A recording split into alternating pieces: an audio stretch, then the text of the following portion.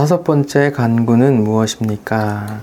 우리가 우리에게 죄 지은 자를 사하여 준 것 같이 우리 죄를 사하여 주옵소서로 이러한 기도입니다.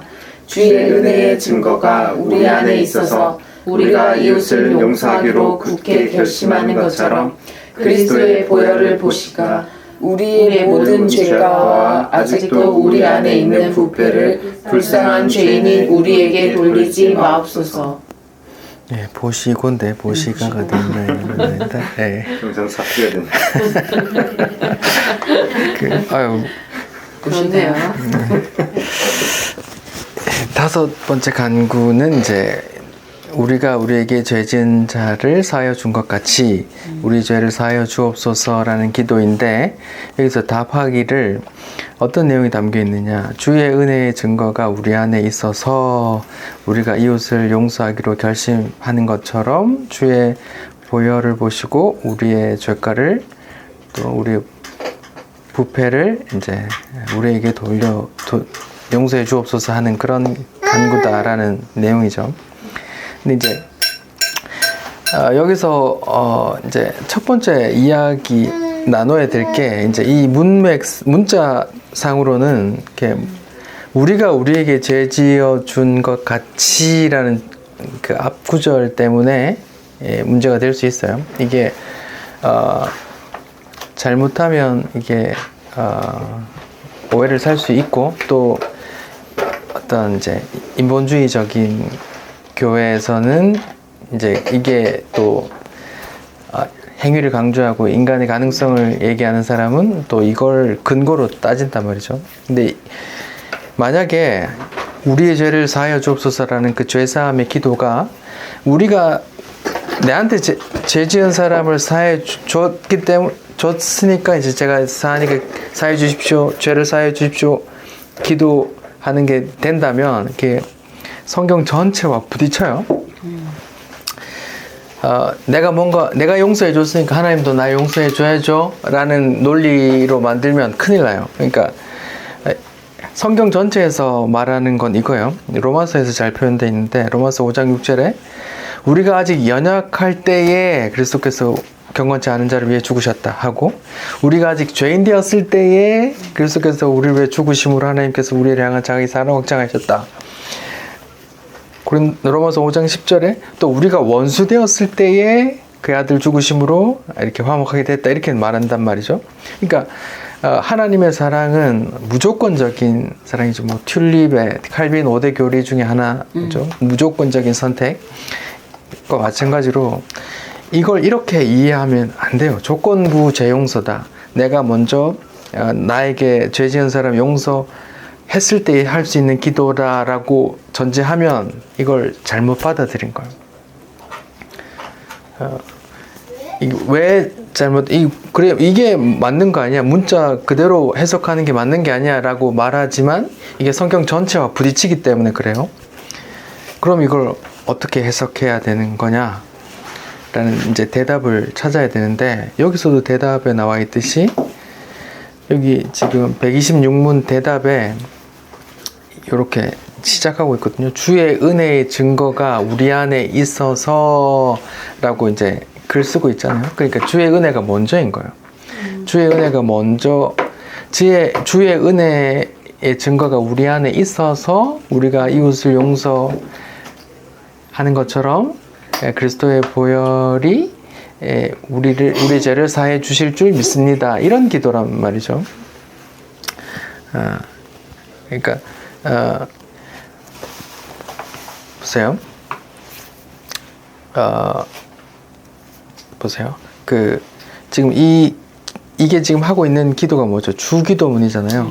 이걸 누구한테 가르쳐 주고 계세요? 예수님께서 제자들에게, 또 우리 성도들에게. 제자와 성도는 뭐 예수님을 주와 그리스도로 믿는 자들, 교회에게 가르치는 거잖아요. 그러니까 이미 이 지금 주기도문 자체가 하늘에 계신 우리 아버지로 시작하는 그 관계가 형성된, 하나님의 은혜를 받은 자들이 하는 기도잖아요. 네. 그런 자들이기 때문에 먼저 하나님의 은혜를 받은 자들이 하는 기도예요. 그래서 우리가 죄를 사하여 주는 것이 먼저가 아니라 그 전제에 하나님의 사랑을 먼저 받은 자들이 하는 기도라는 게 전제되어 있는 거예요. 그러니까 이 문맥이 먼저다 해서 우리가 먼저 죄 용서해주고 나한테 잘못한 놈들 용서해주고 하나님께 기도해야지 이게 아니라 이 기도하는 사람의 전제 자체가 하나님의 은혜를 먼저 받은 자들이라는 전제가 깔려 있는 거예요. 그래서 이게 먼저다 아니란 말이에요. 이렇게 하는 거죠. 요런 내용들이 이제 그러니까 하나님 은혜를 먼저 받은 자들이 이제 그 받은 자에게서 이제 용서가 이제 흘러나오고 이 용서를 나오는 것으로 보면서 이렇게 하나님께서 나를 이렇게 용서하시는구나 또 다시 한번 이렇게 되뇌이는 기도란 말이죠. 마태복음 18장 23절 이하에는 이제 1만 달란트 빚진 자의 비유가 나와요. 우리가 많이 다뤘었죠. 1만 달란트라는 건 개인이 절대로 갚지 못하는 빚이라 그랬어요.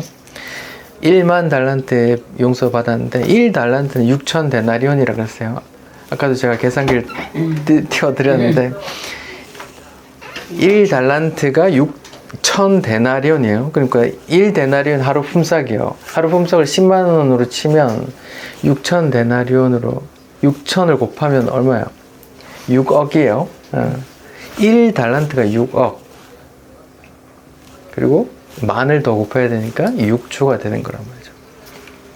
개인이 절대 갚을 수 없는 돈이에요. 이게 인간이 한 사람이 갚는 돈으로 생각하면 1년에 300일을 일하고 65일 쉰다고 치고 300일을 일할 때 10년 하면 3,000일이고 20년 하면 6,000일이잖아요. 그러니까 한 사람이 20년 동안 번 돈을 하나도 안 쓰고 그대로 갚아야 되는 돈이 1달란트인데 이런 걸 10,000번 더 해야 돼. 그러니까 20년을 10,000번 더 해야 갚을 수 있는 돈이라는 거죠. 그러니까 개인이 절대로 갚을 수 없는 그런 돈의 어떤 상징이에요. 1만 달란트는. 그러니까 그런 큰 그런 큰 은혜, 큰 용서를 받은 자가 그 하나님의 용서를 몰라보고 모른 채 제대로 알지도 모르는 자는 이제 100데나리온, 그러니까 100일치 임금, 그러니까 말하자면 한 1,000만 원 정도 안 갚는다고 감옥에 넣는다고 하는 것 자체가 이제 그 큰 은혜를 자기가 모른다는 것이 되는 거고, 그 은혜를 모르는 자는 이제 받은 자가 아니라는 그런 전제가 되는 거예요. 그러니까 그 큰 은혜를 내가 알면 이제 100데나리온 빚진 자의 마음도 그렇게 알게 되는 거죠. 그렇게 되는 거죠. 그냥 순리대로 따질 때 1만 달란트를 내가 용서받았어요. 그러면은 100데나리온 사람도 이렇게 용서해 줘야 되는 게 맞잖아요. 그 흐름상에. 근데 그걸 이제 흘러내지 못하는 자는 구원을 모르는 자다라고 이제 성경은 말하고 있는 거예요.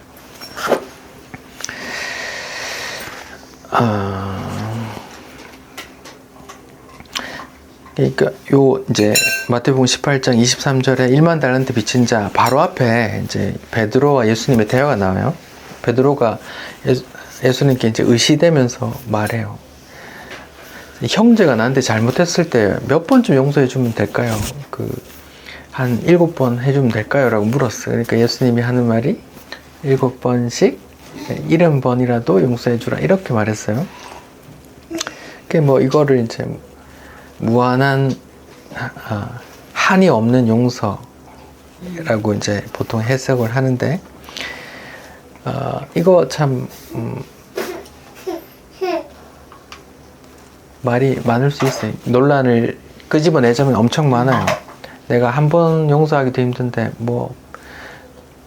740번, 77에 49, 490번 용서를 어떻게 하나? 내 새끼도 하지 마라 하는 거 10번만 하면 그냥 매를 들고 싶은데 내 사랑하는 내 아들도 그렇게 10번을 용서하기가 어려운데 내한테 해를 끼친 나쁜 놈을 어떻게 무한으로 용서하나 이렇게 이제 나올 수 있어요. 근데 예수님의 논리는 예수님께서 하시는 의도는 이거예요. 굉장히 중요한데 예수님께서 7번씩 70번이라도 용서해 주라고 하신 것은 하나님의 용서를 가르쳐 주심이에요. 하나님의 용서를 가르쳐 주심이에요. 그게 무슨 용서를 가르쳐 주심이냐? 네가 하나님께 대하여 그렇게 무한히 용서받은 자야 이렇게 알려주시는 거예요. 왜? 눈에는 눈, 이에는 이 이렇게 그 보복의 동형동질로 보복하라는 그 법도 죄인의 입장에서는 그래 내가 똑같이 보복해 줘야지라고 이제 받아들이지만 사실은 하나님께서는 그 의도를 뭐예요? 네가 똑같이 그렇게 나에게 하나님의 지금 보복을 받아야 될 존재라는 걸 알려주시는 것처럼 그건 하나님께 대하여 네가 그렇게 용서받은 존재라고 알려주시는 거란 말이죠. 이건 좀 시간을 갖고 묵상을 좀 해보시기 바랍니다. 자, 그러면 이제 하나님의 용서는 이제 뭐 성경에 여러 구절이 나오지만 한 구절만 얘기해 보자면 시편 43편 25절에 나는 나를 위하여 네 허물을 도말하는 자니 제 죄를 없애버리시고 네 죄를 기억지도 않으시는 분이다 이렇게 말해요. 하나님께서 하시는 용서는 이거예요. 네 죄를 없애버리고 깨끗하게 네 죄를 기억도 안 해. 하나님 입장에선 하나님의 용서는 그런 거란 말이죠. 근데 그런 하나님의 용서를 우리가 할 수 있나요? 어떻게 생각하세요? 어떤 죄인이 있다고 칩시다. 여러분 마음속에 정말 미운 사람이 한 사람 떠올려 보십시오. 그 떠올리는 그 나쁜 사람이 있는데 그 사람의 죄를 여러분 용서할 수 있습니까? 뭐 용서 한 발 양보해서 용서했다고 칩시다. 그래 내 너를 용서해 줄게라고 했다가 칩시다. 그러면 그렇게 말은 하고 사람들한테 공표했지만 내가 언젠가 그 인간을 볼 때 그 인간을 보는 순간 그게 생각이 날까요? 안 날까요? 인간은 이렇게 치매라는 질병이 걸리지 않으면 그게 어렵단 말이에요. 이 하나님께서 하시는 용서를 인간이 하기는 어려워요. 불가능해. 이게 문제는 이거예요. 그냥 우리가 그 용서를 할 수 있는가? 이게 문제예요. 뭐 용서할 수 없단 말이죠. 그 사람 용서한다고 쳐도 그 사람을 볼 때 그 분노가 다시 살아난다는 말이죠. 우린 그렇게 연약한 사람이란 말이죠. 그러면 예수님은 이런 기도를 가르쳐 주는 이유가 뭘까요? 할 수도 없는 용서를 이렇게 가르쳐 주는 용서가 뭘까요? 뭐 성령님께서 일하심을 전제로 하는 거예요. 예수님께서 지금 가르쳐 주시는 것 자체가 내가 올라갈 거야 그리고 성령을 보내줄 거야 라는 걸 전제하기 때문에 성령께서 일하심을 전제하는 거란 말이죠. 우리가 우리 의지로 내게 해를 끼친 형제를 용서하려고 애쓰면 애쓸 만큼 나는 용서할 수 없다는 걸 깨닫게 돼요. 그게 우리 의지예요. 그러니까 우리 힘으로는 할 수 없어요. 용서라는 거. 근데 그건 하나님의 일이고 성령의 일인 거예요. 예, 성령께서 일하시면 할 수 있는 거예요. 이 성경을 통해서 나의 죄를 깊이 깨달아 가면 갈수록 하나님의 용서하심이 더 크잖아요. 로마서 5장에 율법은 죄를 더하게 하고 죄가 더한 곳에 은혜가 더한다고 하잖아요. 그러니까 하나님의 용서는 용서라는 그 큰 은혜를 주기 전에 뭘 해요? 우리의 죄과를 이렇게 비춰줘요. 뭘로? 말씀으로, 율법들로 이렇게 나는 그런 존재구나 하고 발가벗은 채로 이렇게 낱낱이 고해져요.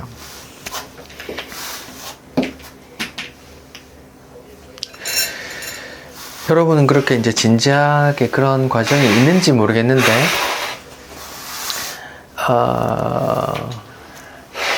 살면서 뭐 그런 한두 번은 해보셨겠죠. 근데 저는 요즘이 계속 그런 묵상 가운데 있는 것 같아요. 이렇게 출애굽기 율법서를 보면서 그런지 모르겠는데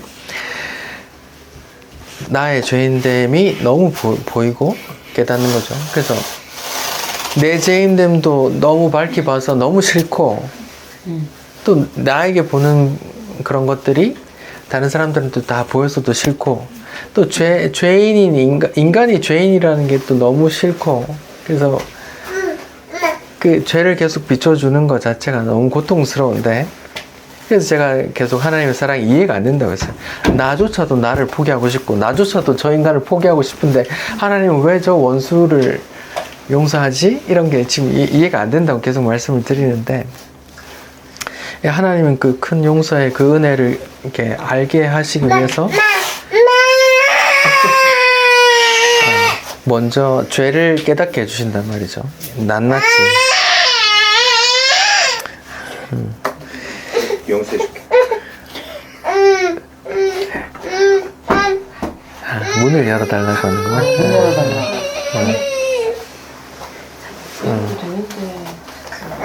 그러지 뭘잘것 같은데. 문 열면 또 엄마가 따라가야 되고.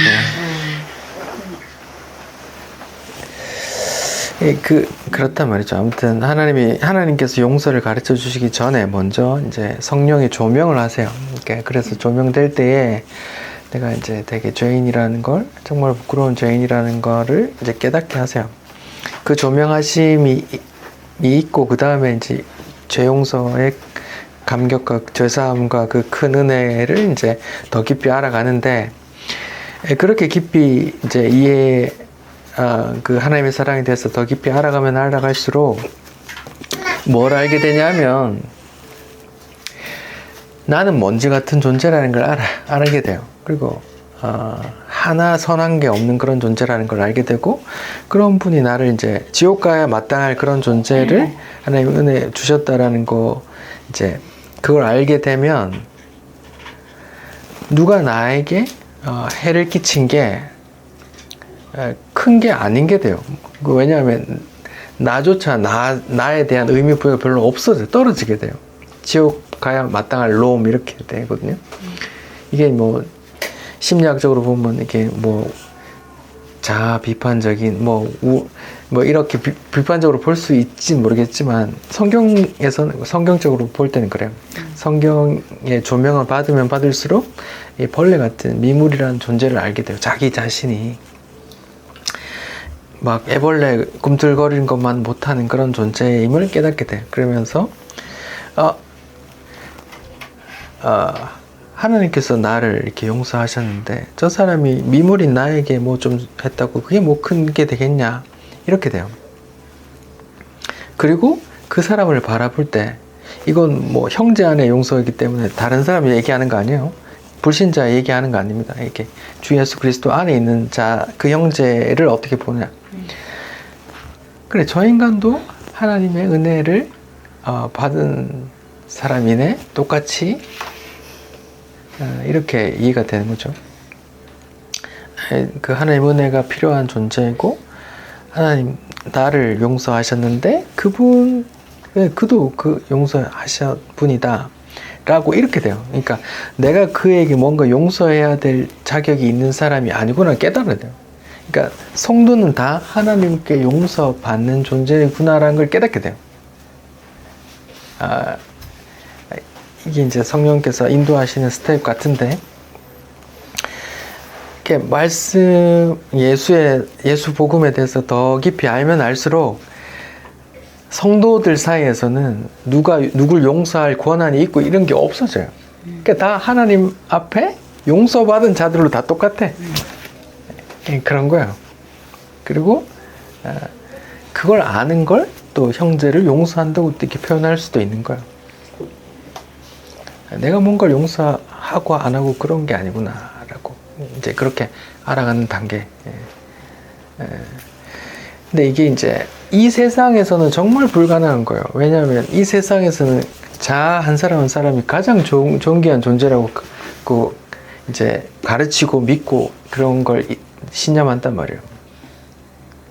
심지어 그게 내 가족, 내 남편이라도 나를 침해했다고 생각되면 그냥 이혼해서 그냥 연을 끊어버리고 내 자식도 안 봐. 뭐 이렇게 되는 그런 세상에서 나에게 누군가 해를 끼쳤는데 그게 뭐 그 미물에게 먼지같이 후 불면 없어지는 그런 존재에게 뭔가 했는데 뭐 그게 클까? 나조차 이렇게 미물인데 이런 것 자체가 이 세상에 안 맞아요. 이게 주기도문 자체가 이 세상에서 공존할 수 없는 기도예요. 이렇게 제가 처음부터 말씀드렸죠. 이게 나의 이름이 아니라 아버지 이름에 대해서 기도하고 내가 생각하는 내 나라가 아니라 하나님의 나라에 생각하고 내 뜻이 아니라 하나님의 뜻 구하는 기도하고 죄용수 자체도 일용할 양식조차도 지금 나는 이 먹는 양식이 좋은데 맛있는 거 양식 좋은데 또 내일까지 양식 다 준대 그게 아니라 일용할 양식인데 성경에서 보는 인간의 단면은 먼지고 잠깐 있다 없어지는 안개고 후 불면 없어지는 들풀에 꽂히고 하루살이 같은 존재이기 때문에 오늘 예수를 알지 못하면 오늘 꼭 알아야 되는 양식이기 때문에 일용할 양식이라고 예수를 가르쳐 준단 말이에요. 그러니까 이 세상 성도는 죽었다 깨나도 할 수 없는 기도가 주기도문인 거예요. 너무 안 맞아. 이 세상의 가치와. 그런 기도예요. 그런 연장선에서 오늘 용서를 하는데 율법에서도 마찬가지예요. 율법에서 용서하라 했어요? 뭐하라 했어요? 우리가 율법 배웠잖아요. 눈 찌르면 어떻게 해? 눈을 이쪽 눈도 뽑아주라 했어요? 아니면 눈 똑같이 찌르라 그랬어요? 네, 그게 율법의 세계예요. 요한복음 8장에 보면은 이제 가늠한 여인이 와요. 이렇게 가늠한 여인을 끌고 온단 말이죠. 사람이 다 돌 죽여야 된다. 율법에서는 돌로 쳐 죽이라 하는데 당신은 뭐라고 하겠습니까? 라면서 율법 때 예수의 가르침이 팡 부딪히는 장면이 나온단 말이에요. 율법에 의하면 100% 돌 던져 죽여야 된단 말이에요. 하나님이 주신 율법인데 예수가 그걸 그냥 다 뭉개버려요. 율법 시대가 끝났다는 걸 알려주는 거예요. 죄 없는 자가 돌로 쳐라. 그러고 나서 예수님 자신도 뭐라 그래요? 나도 너를 정죄하지 않겠다라고 말해요. 그러니까 율법에서 반드시 심판해야 되는데 이게 예수님의 용서가 이렇게 율법을 이렇게 마감시켜 버려요. 이 율법을 이제 폐하러 오신 분의 역할이에요. 율법은 반드시 돌로 쳐 죽여야 돼요. 보복하고 징계하고 해야 돼요. 근데 그 시대를 예수님께서 이제 용서의 시대로 바꿔버렸어요. 새로운 시대가 나온 거예요. 그러니까 예수 믿는 자들과 또 예수의 시대라는 건 이 세상과 공존할 수 없는 또 유대교와도 공존할 수 없는 유대교는 그 율법에 갇혀 있잖아요.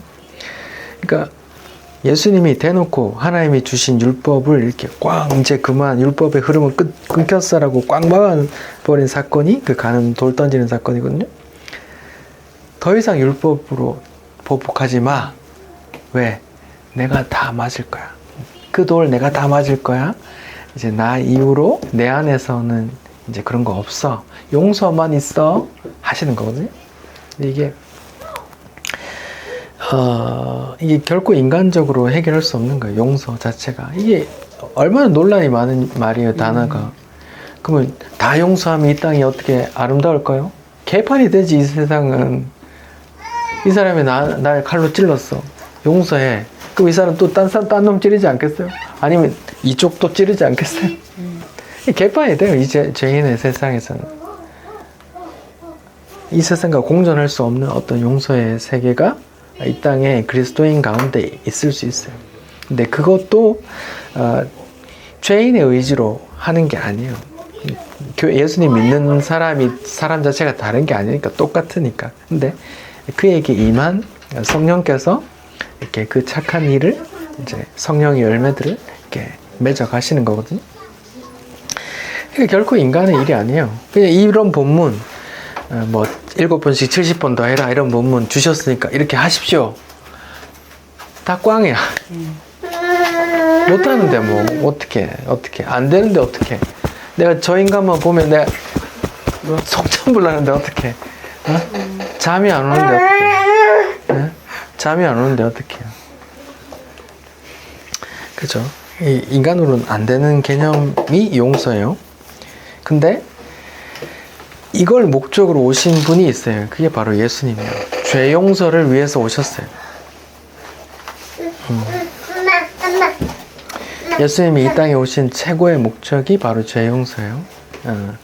그 이름을 예수라라. 이는 그가 자기 백성을 저희들의 죄에서 구원할 자이심이라라는 그 예수의 이름에 담겨 있듯이 예수는 우리 이 땅에 우리 행복을 위해서 오신 분이 아니라 죄 용서를 가르쳐 주러 오셨어요. 그러니까 이 용서가 없는 보복과 배상이 가득한 그런 세상에서 이 용서는 이 땅에서 물과 기름처럼 절대 섞일 수 없는 그런 거의 개념이에요.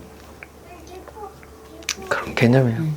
그래서 교회에서 아무리 이렇게 하라고 용서하세요 하라고 떠들어 봐도 안 돼요.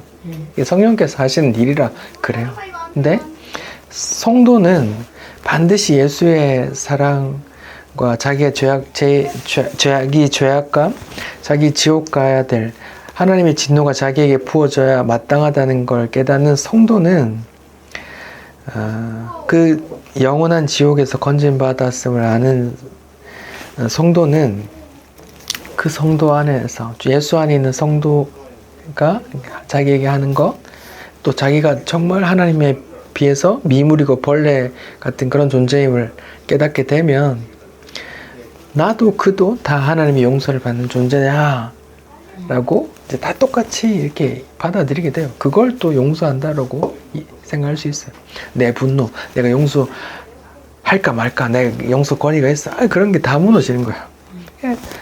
어떤 성도도 하나님 앞에 다 똑같아. 그냥 다 용서받아야 할 똑같은 존재들. 그냥 용서할 분은 그 하나님밖에 없어. 이런 게 돼요. 그래서 그런 존재, 그런 개념 속에서 이제 다윗이 그런 기도를 해요. 뭐요? 내가 하나님 앞에서만 죄를 지었다. 이런 표현을 하거든요. 그건 인간적으로 보면 굉장히 오해를 살 수 있는 표현이에요. 남편 죽이고 부인 뺏어서 부인 삼아놓고서는 그런 소리 하면 안 되는데, 그게 이제 이런 큰 관점 속에서 나오는 말들이거든요. 세상은 이해 못할 말이에요. 오해할 말이고. 근데 하나님 앞에 모든 인간은 미물 같은, 들의 풀 같은 그러면 같은 논리라면 이 풀이 이 풀 꺽꺽 이렇게 구부러지게 했다고 중리산이 해야 돼요. 말하자면 그 풀끼리 성경이 인생을 들의 풀이라고 하면 이 풀이 이 풀 바람 불어서 이렇게 때렸다고 서로 찢고 볶고 니 뽑아버린다 이렇게 해야 된단 말이에요. 그 풀들은 아무 얘기 안 하잖아요. 그런 존재들의 이제 그런 게 이제 알게 돼요. 굉장히 상반되죠. 오늘날 큰 교회에서 하는 말이 뭐예요?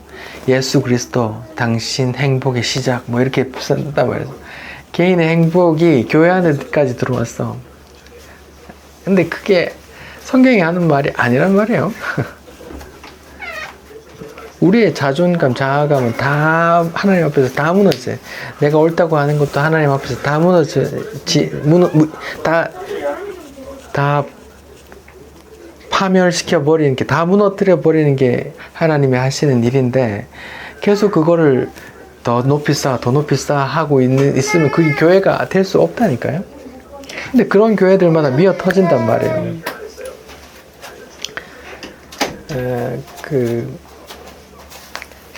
그러니까 이 용서라는 이 개념은 이제 예수님께서 오신 목적이기도 하고 성도의 어떤 정체성이기도 하고 다 정체성이 그냥 나그네도 정체성이고 용서도 정체성이고 아무튼 이 용서라는 개념도 그 기독교의 핵심에 들어있어요.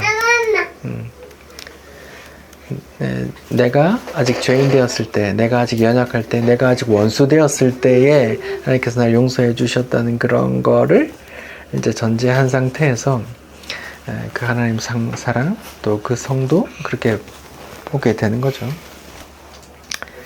그러니까 일평생 우리가 죽을 때까지 묵상해야 될 개념 중에 하나가 이 용서예요. 죽을 때까지 묵상하시고 죽을 때까지 주기도문 용서를 구하시기 바랍니다. 기도하겠습니다. 하나님 아버지, 예수 그리스도인은 저희 백성을 자기 죄에서 구원하실 분이라 하는 그 예수 그리스도의 용서를 받은 자들로서 우리의 죄인됨과 하나님의 크신 사랑과 그 용서들을 하루하루 더 배워가게 도와주십시오. 우리 가운데 그 생명이 세상과 구별된 그 생명의 그 구별됨이 우리 마음속에 또 우리 가정 속에 드러나기를 소원합니다. 예수님 이름으로 기도드립니다. 아멘.